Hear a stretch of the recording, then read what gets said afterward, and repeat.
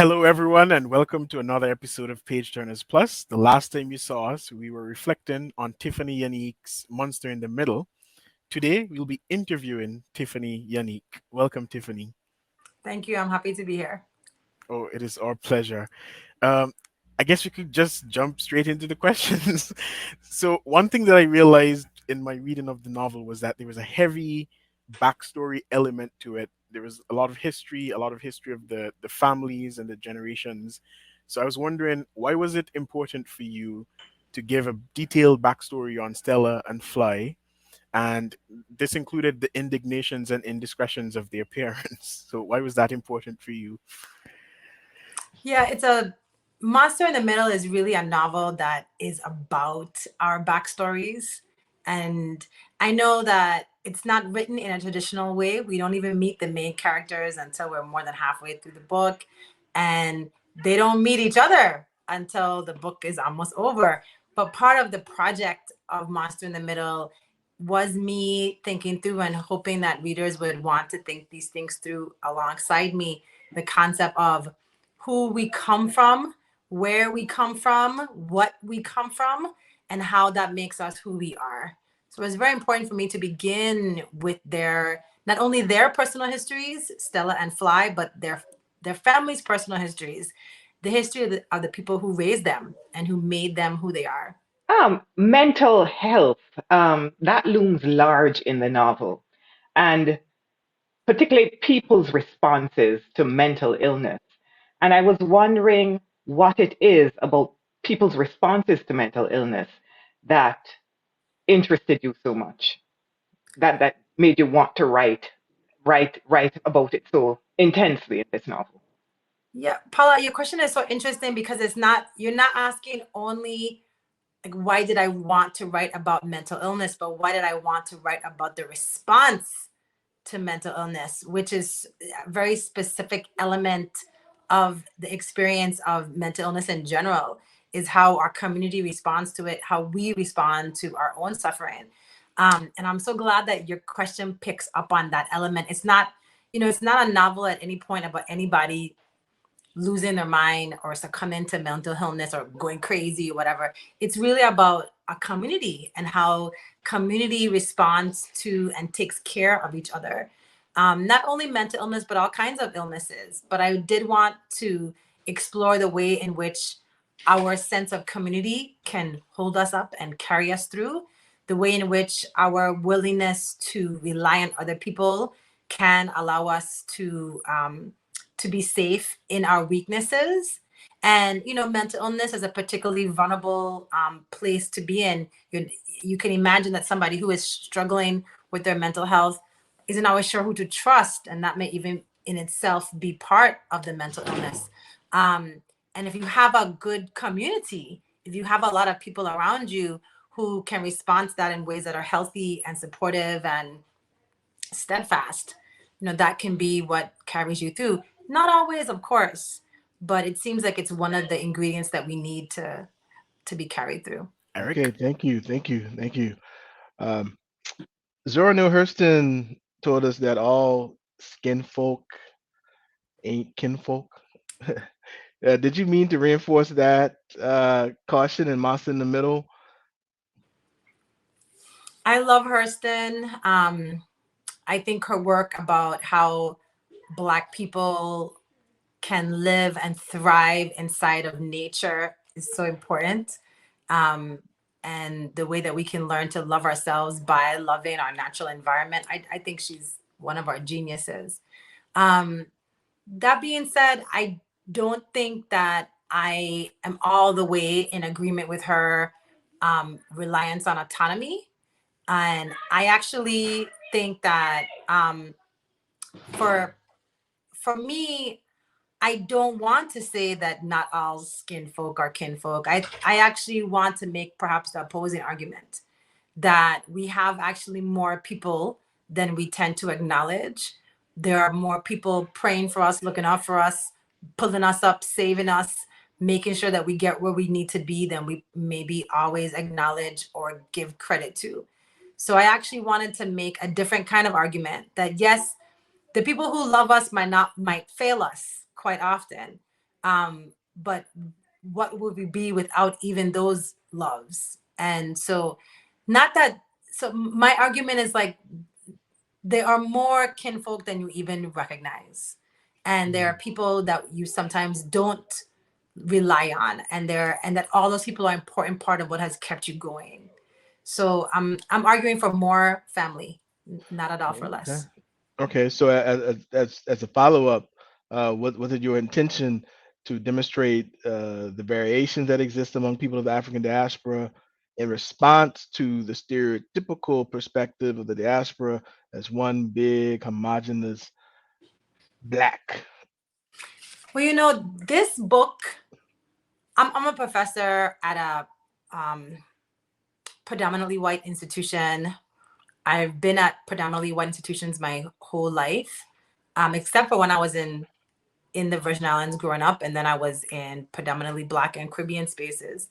Um, and I, in part because of how I grew up, I write for us. And the fact that I am in predominantly white institutions now, sometimes it may seem that I write for not us, or how could I become successful within a PWIs if I'm not writing predominantly for white people? Um, but I don't write for white people, actually. I write for us. I think it's okay. I'm happy to have a broad audience. I'm happy to have people who are not Caribbean, not Black, not Virgin Islanders, not of the African diaspora read my work. I'm happy to have them reading. But in many ways, I think they're outsiders reading my work. And I write predominantly for people of African descent. So I don't think we think we're homogenous. We don't think that about ourselves. In fact, to me, I think what we think is how different we are. And we are Mm, more likely to be like, Puerto Ricans, nah, Africans, yeah, right? Even within the Caribbean region, or Jamaicans, hey, Trinidad, right? We're more likely within ourselves to divide us. And so my interest is not actually, because I'm not writing predominantly for white people, my interest is not to prove to them that we're different. My interest is more to prove to us how the same we are. And so what I wanted to do with these different, and I was very intentional about writing about African Americans, Caribbean people, different kinds of Caribbean people, and different ways of being Black in the American context, because I wanted to show the similarities, even though I also appreciate and acknowledge the beauteous differences.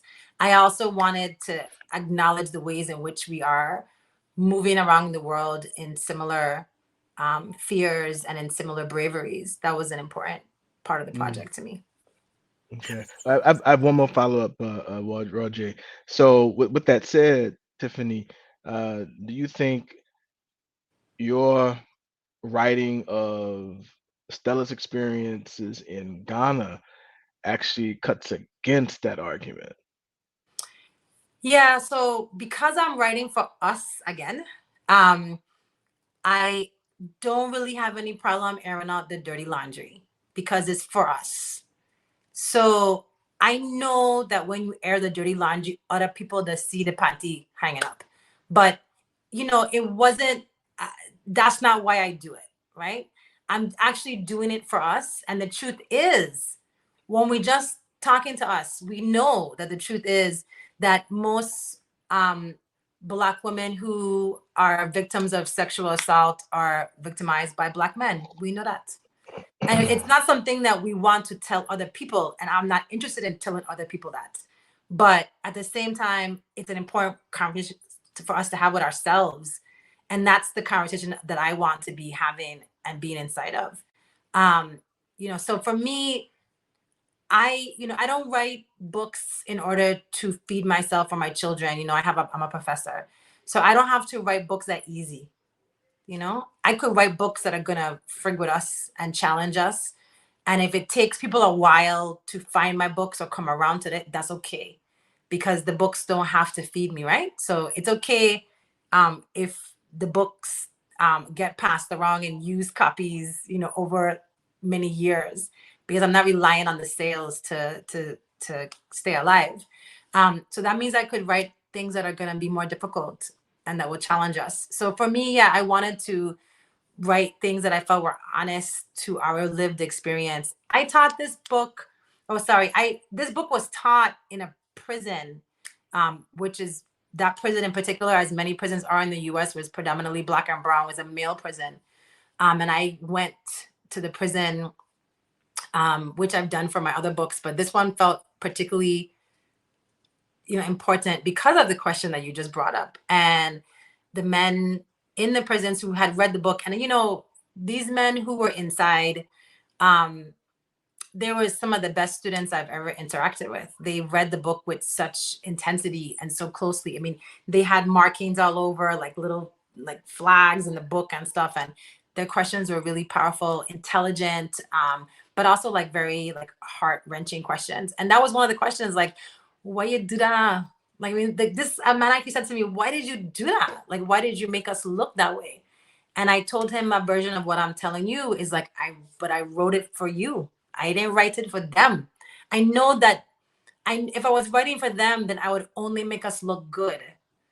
But because I'm not, I'm writing for us, then I want us to look beautiful, yes. But I want us to also look as complicated as we really are. And we are worthy of love, even with our complexities. And I wanted that to be clear also. I just wanted to mention, though, that the rape statistics are people who are the victims of rape are usually victimized by people they know. So it makes sense that most Black women are raped by Black men because we're usually raped by people who are within our own communities, every community. Right. So I just thought maybe that was worth mentioning. Yeah, absolutely. Yeah. Just to jump in here again, Tiffany, at page 28 of Monster in the Middle, Eleonora says, and I'm quoting here, the character of the mother always has power. A mother is power. Was this a novel rooted in motherhood? I mean, I'm a mother. Everything I do is about motherhood to some extent, but every book I write is about whatever is my fullness at that point. So I am interested in the power of being a mother. I mean, this is a feminist book. It's a book about the importance of lineage, fatherhood too. And just, the importance of attending to our legacy.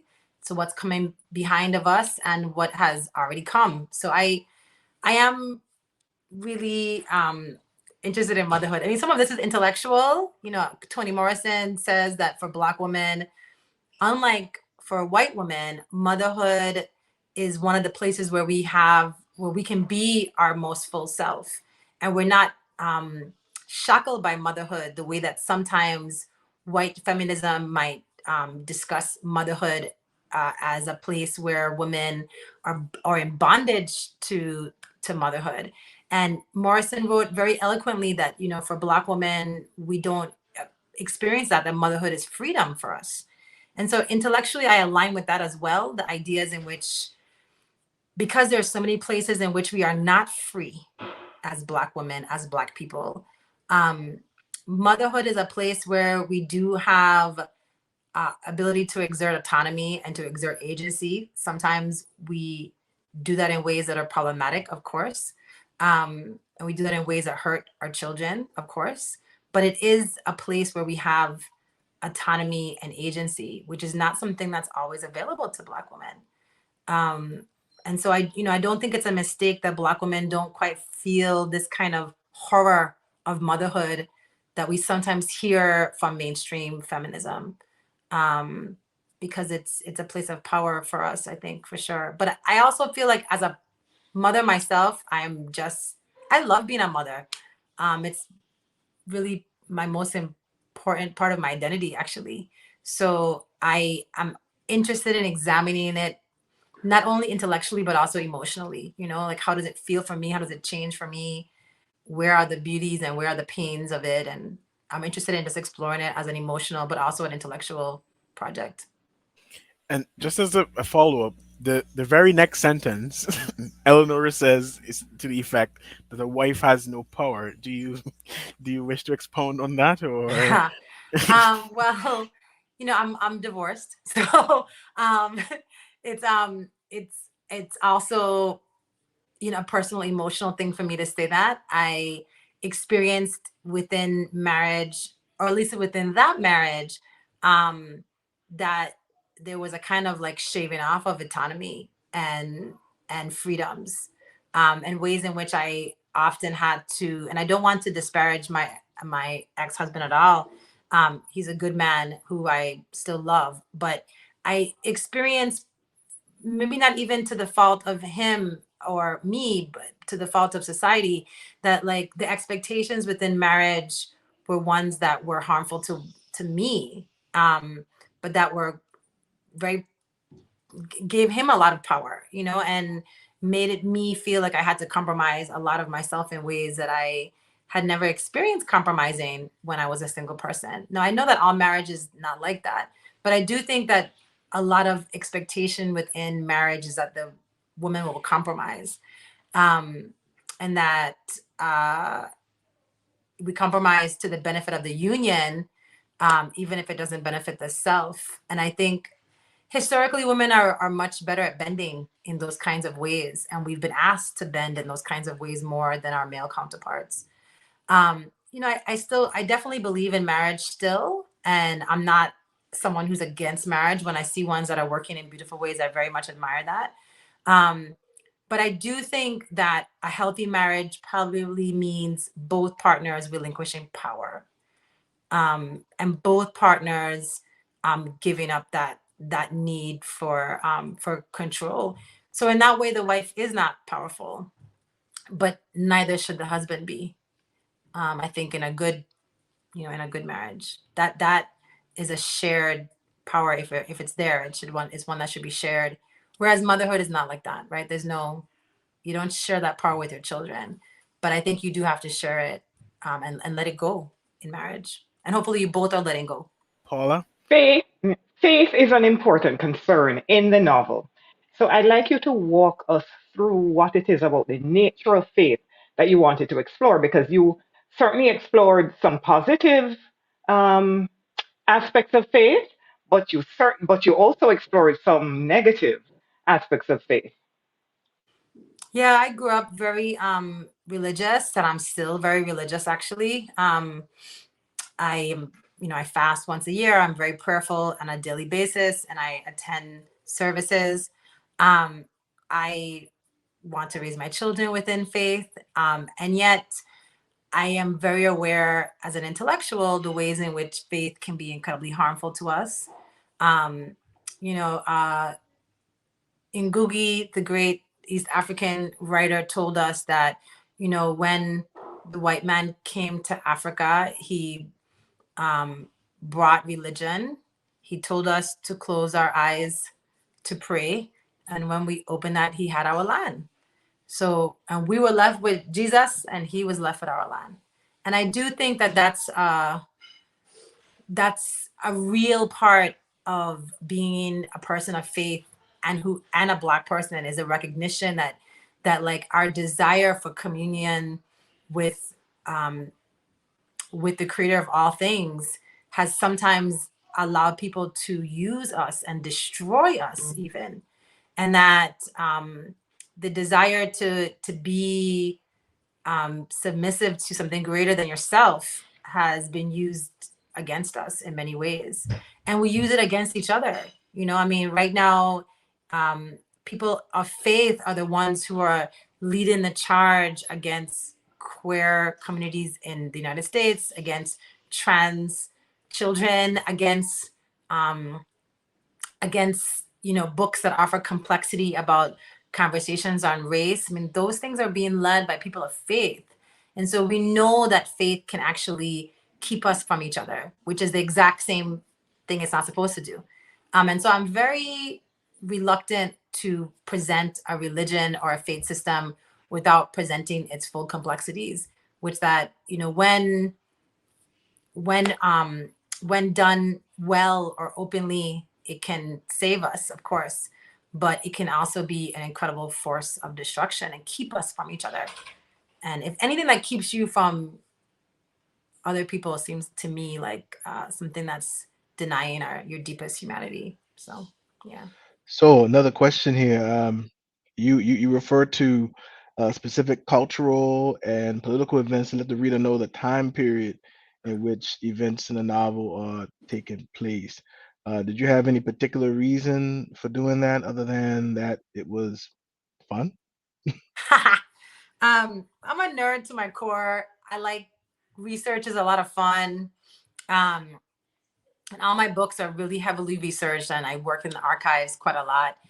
This book, um, of the many things that it is, it's also a book about American identity in particular, and about what does it mean to be a Caribbean person and an American, African American person. Like, what does this mean? And what does it mean to be American? You know, I have Puerto Rico in there in part because I wanted to like highlight, you know, Puerto Rico is America, the Virgin Islands is America. Um, and you know, a black boy in Atlanta is America. And what does that mean? So one of the ways that I wanted to signal this to my reader structurally was to have touch points in history that most Americans who were alive at those points would have been um, would have been affecting them in some kind of way, like historical moments that we were all participant in, right? So we were participatory in, like, we all, if we were alive, we all remember the Challenger explosion. You know, if we were alive, we, like, even if we don't care about like who you know, about who was the president, or who Princess Diana was marrying, we were still aware of these things, and they were part of our communal reality as a nation. So I wanted to use touch points in American history, or even if it was international history, things that mattered to Americans that would have been meaningful to anybody who was inside of America, even if that meant you were in Puerto Rico, Guam, wherever, you know, you still were like attentive to these historical moments. So that's what that was for, as a sort of communal structural device to sort of signal the Americanness of the project. And just as a follow up there, I mean, and you'd probably get from this question that we're all very nerds here, but because when as I was reading the novel, I was sort of, you know, placing events. So, for example, in the first parts of the novel in the 1980s, that's like 20 years after the passage of the Civil Rights Act, and as well as the Supreme Court decision Loving v. Virginia, which legalized interracial marriages or interracial relationships. And then you had a sort of second major thing for me was just before Barack Obama, the first black president, was elected. And then you end the novel at the peak of the Black Lives Matter protests in 2020. So I was wondering if you deliberately gave us, you know, these periods as a sort of progression, essentially, or was it was it deliberate for you to give us those events? Yeah, That's this was basically very my question. deliberate. Yeah, it was very deliberate. You know, at the same time, I wanted to not go right to the middle of those things, right? So, um, nobody is, I don't want to ruin the book for any of us, but like, nobody is on TV, you know, like none of my characters are inside of the main historical moments. They are, as most of us are, peripheral to the historical moments. And so I wanted to write a novel in which we actually got to see the ways that we really do participate in history, which is to be aware of it. It affects our lives in all kind of salient ways, affects who we are, but we're not all in the middle of it, inside of it, right? So I would say that The Monster in the Middle is a historical book, but it's not one about history in the way that we might say, like historical fiction will take like the main actors of history.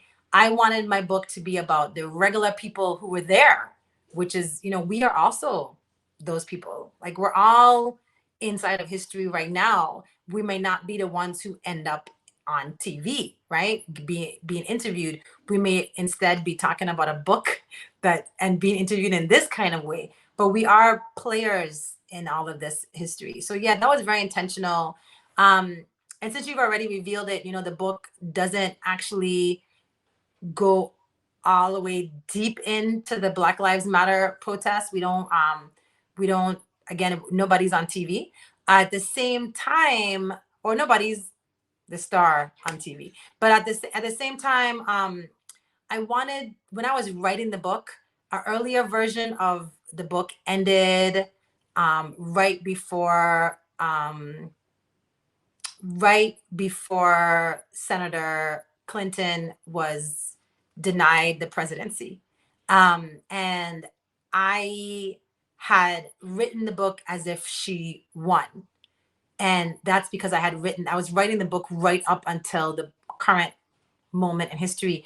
And I was predicting that she was going to win. And so I had written the ending in that way because I stripped it, I guess. And I did it. I realized our country was so.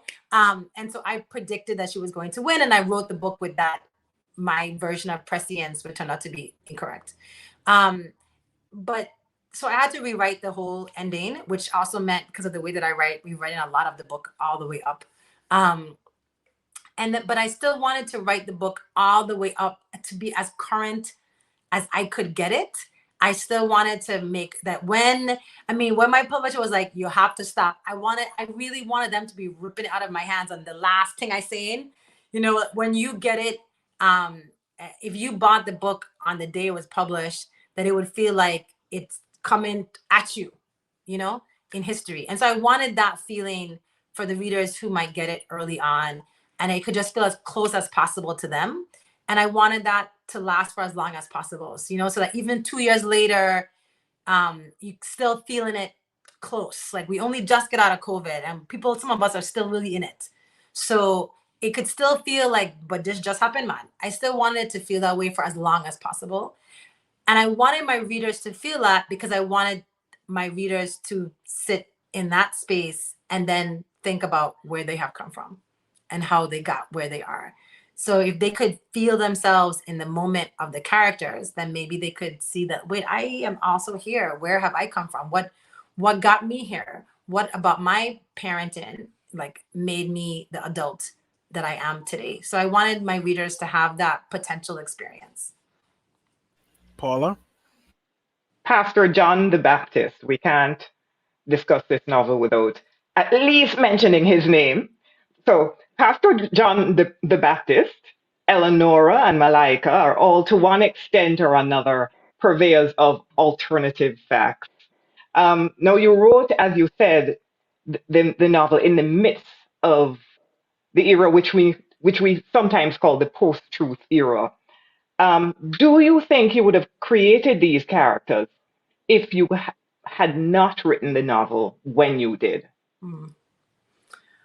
Oh, that's so interesting. I wonder if I can answer that question honestly, because I only wrote the novel when I did. So I don't know. I it would be against the novel's argument to say that I would have written them even without the historical realities that I understood, because I'm a big part of what I'm arguing for in the novel is that we are part of history, and we cannot be separated from that. So I think my only honest answer is that no, I couldn't have written them without an acknowledgement to the historical realities in which I was writing. At the same time, those characters are also more than just post-truth characters. They are also a lot of how we operate. And by we, I mean all of us, myself included. I think we often only attend to our version of any narrative. We often do that to protect ourselves from the pain of knowing when we've made a mistake, when we failed ourselves and others. We often only want to, avoid vulnerabilities, and so therefore avoid attachments. I think I think autonomy is a very important thing, especially for women. At the same time, I think too much autonomy is also, a lot of insistence, as America does, in individualism is also very dangerous for us, because especially as people of African descent who those of us whose ancestors were brought over here as enslaved people, we know that the only reason that we are okay now, to the extent that we are okay, is because we were not alone, and because we had community, and because we didn't go it alone. So I, I think these characters are not only post-truth. I think they're also broken in part because they are only aligning with their own version of the story. And I wanted to put different versions up alongside each other too, and see, well, this is how it was for this one, this is how it was for this one, um, so that we can acknowledge the multiple versions of our truths, I think. But I also, I Pastor John the Baptist is based in a large part off of this real person whose name is Screaming Jay Hawkins, and he was a sort of shock rocker of the 1970s and 60s, black man, and he was saying some truthful things about the way that people love, and the sometimes the violence inside of that. But he was crazy. So, I wanted to show that like sometimes we get our truths, they're sometimes buried inside of a lot of other problematic realities. And it's our job to parse out those things. So I feel like Pastor John is telling the truth actually, emotionally, even though he's making up all kind of things. But I think also that's, in some ways that's what I'm doing as a fiction writer. I'm making all this stuff up, but I'm also trying to get to a truth. Unfortunately, that is all the time we have for our interview today with Tiffany Yanique. It has been a lovely and riveting interview. We'll now have a reading from Monster in the Middle, done by Tiffany Yanique herself. The next time you see and hear from us here at Page Turners Plus, we'll be discussing Anthony Joseph's Frequency of Magic. Thank you for joining us and have a lovely day. I'm going to be reading the story of Stella's dad, which is about halfway through Monster in the Middle. And it's told from the voice of Stella's father. Listen, Data, there is no way to know anything for sure, and thank God for that. Thank God for that New Year's Day, 1968. That day, the monster was on my back, but then again, the monster has always been coming for me. I'm a warm-blooded person because of where my blood comes from, island blood. Thank God for that blood and for that island, but sweet Stella, I had never been so cold. The monster was in the air. Maybe the monster was trying to yam me, eat me, but there I was. I was the kind of boy, and I was still a boy, who would come to wear sweaters in the summers of South Carolina, let my mother kiss my forehead that morning, then climbed aboard a plane. Nothing with me but a bag, one change of light clothes suitable for the West Indies, a toothbrush and a razor. The last because my mother had heard that there would be no one there who knew how to cut my black boy hair, though she hadn't thought about my needing a winter coat. And thank God for that long plane ride where I was too excited to be scared and so watched the sky.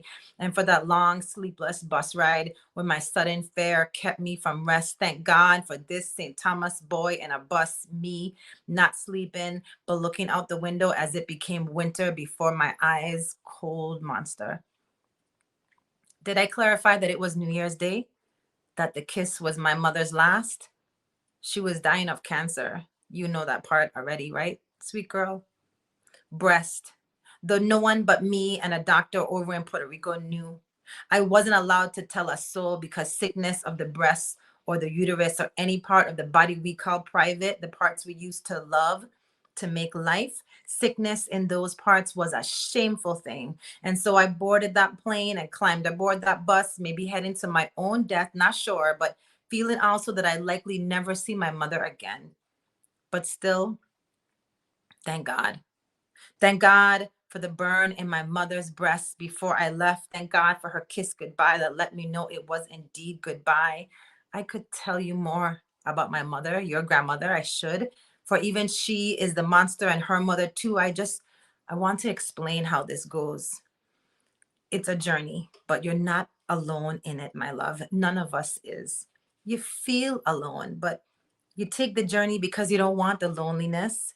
Maybe people go off to war because they want to be left alone, but left alone and lonely, different things, those.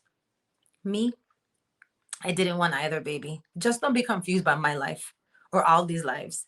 It's easy, really, to understand. See, these lives are yours. Have I made it clear that I am so thankful? Thank God for my memories and thank God for the memories that made me. We can't outrun the monster. And girl, did they make us run that first night? The winter air like pins in my nostrils. I had a bloody nose before a mile, but kept running because the drill sergeant was shouting and because everyone else was running too. No matter that I was in short pants and air colder than I'd ever known. Thank God for those short pants. Thank God for the ash on my knees that looked like a disease. Thank you for the blood in my nose that busted out and coated my mouth and neck and shirt and scared the sergeants just enough. That night, I shivered so loudly that my bunkmate threw his blanket on me. Thank you, mate monster. Generous monster, thank God. That extra blanket helped. I slept, but it started again and again. Every morning, the blasted running, every night, the cold and the sweating in the cold and the sweat freezing me, and the letter in the mail before basic was even out telling me that my mother was dead.